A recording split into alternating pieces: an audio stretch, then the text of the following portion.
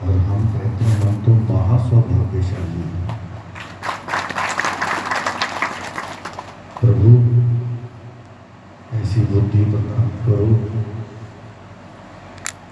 कि अंतर मन से, सच्चे मन से स्वीकार कर पाए कि हाँ, जब गुरु जीवन में आते हैं तो महासौभाग्यशाली बन जाते हैं। पर अंतर्बंध को ये मनवाना बड़ा जरूरी है। मालिक ने एक उदाहरण दिया ना चश्मे का, कहा कि बाहर पेड़ जाके देखोगे सबको अनुभव है, कैसा लगता है? सभी ने जवाब दिया अरे। और बोले बाजार से अगर पीला चश्मा खरीद लाए तो सबको पता है पीला दिखेगा, अगर नीला खरीद लाए तो नीला दिखेगा। पर क्या इस उदाहरण से हमें क्या समझाना चाहते हैं?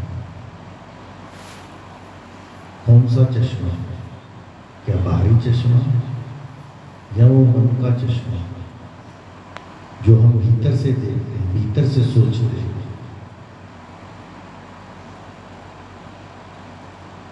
भीतर से कैसे सोचते हैं, भीतर से कैसे सुनते हैं, भीतर से कैसे देखते हैं, भीतर से कैसे सोचते हैं, सूंघते हैं, उसका चश्मा बनवाने की जरूरत है। और सत्संग में वही चश्मा बनाया जाता है, दूसरा कोई चश्मा नहीं। बाहरी चश्मे की बात नहीं, आप हमारा जो मन है उसको कौन सा चश्मा चाहिए?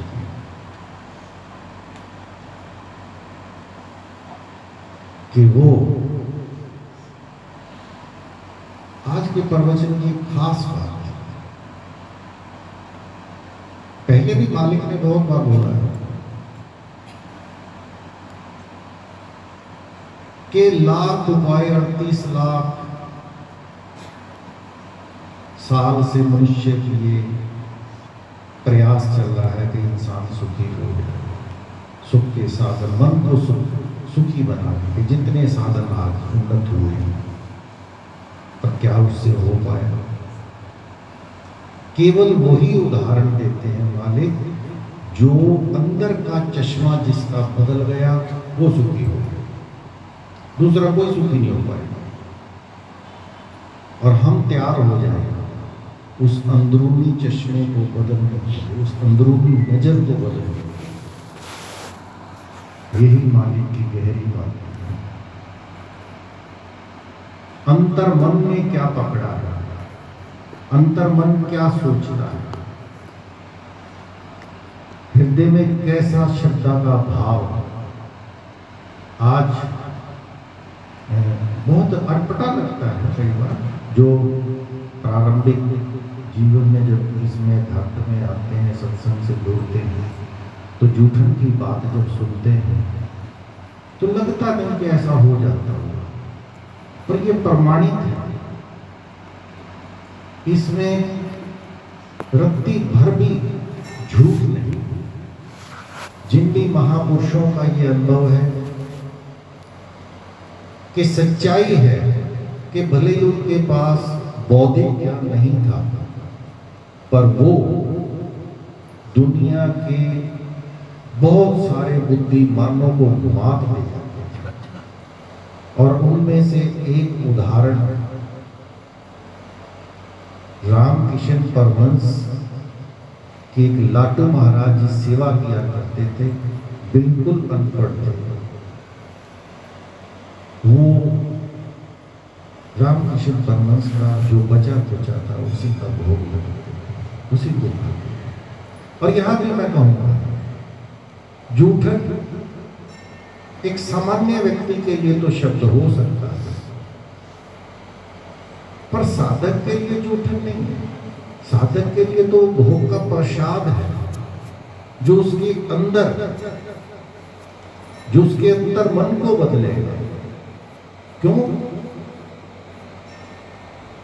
वहां तक बुद्धि जाएगी नहीं, कि उससे क्या हो सकता है, अंदर क्या रसायन बनेंगे, कैसे सोच बदलेगी, कौन से केमिकल चेंज होंगे, सब अदृश्य में है, वो दृश्य में नहीं आ सकता, ना जुबान से बताया जा सकता।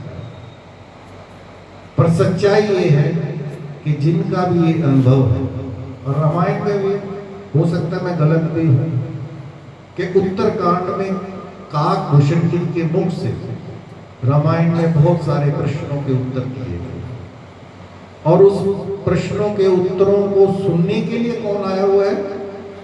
गरुड़ पक्षी, जो पक्षियों का राजा है। और किसके मुख से सुनाया जा रहा है? काक, एक कौवे के मुख से। और कौवा कौन? जो राम लल्ला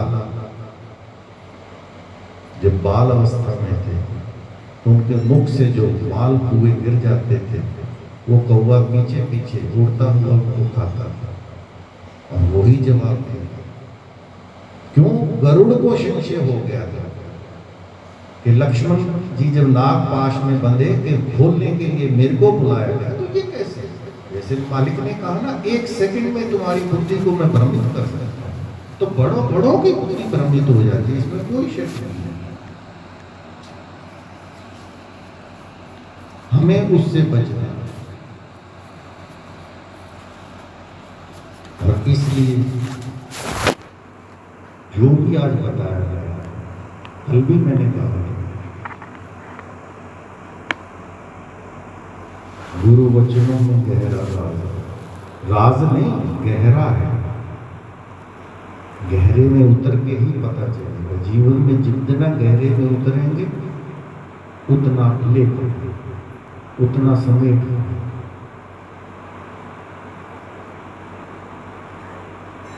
ज्यादा समय ना लेते हुए आइए उसी की 2 पंक्तियां दोबारा दोहराते हैं, गुनगुनाते हैं।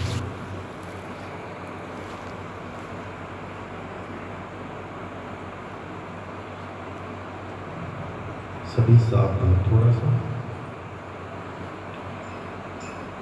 गुरु वचनों को रखना संभाल के, गुरु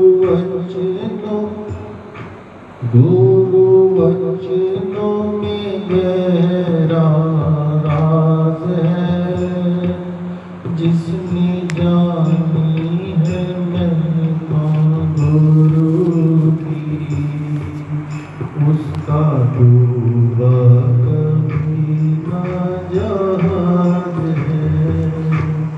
गुरु वचनों को रखना संभाल के, एक वचन में गहरा राज है, जिसने जानी है महिमा गुरु की, उसका डूबा कभी ना जहाज है।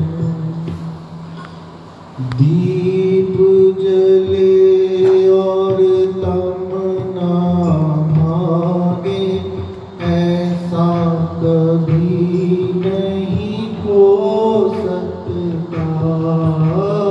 ज्ञान सोने और विवेक न जागे, ऐसा कभी नहीं हो सकता।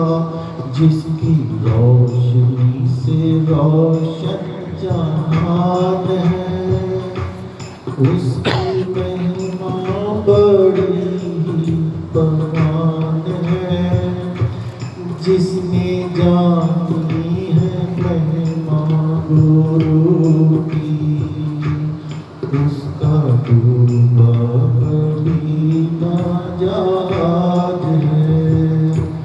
गुरु वचनों को रखना संभाल के, एक वचन में गहरा राज है, जिसने जानी है महिमा गुरु की, उसका डूबा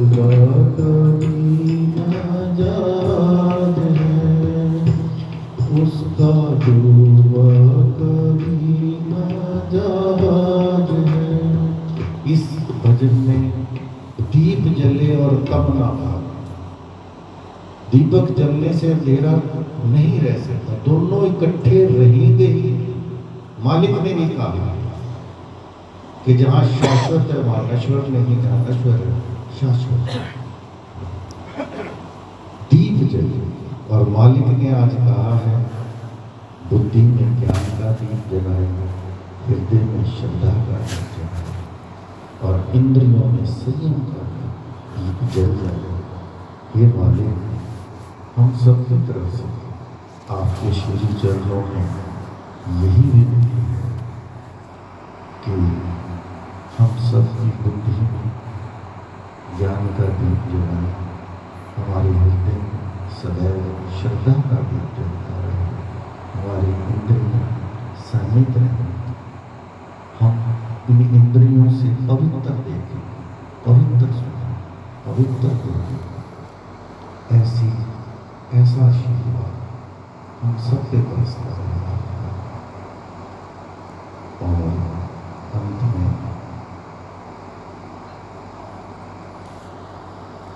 एक ही बात मैं फिर कहता हूं कि जो मालिक ने कहा उसको 100% ग्रहण।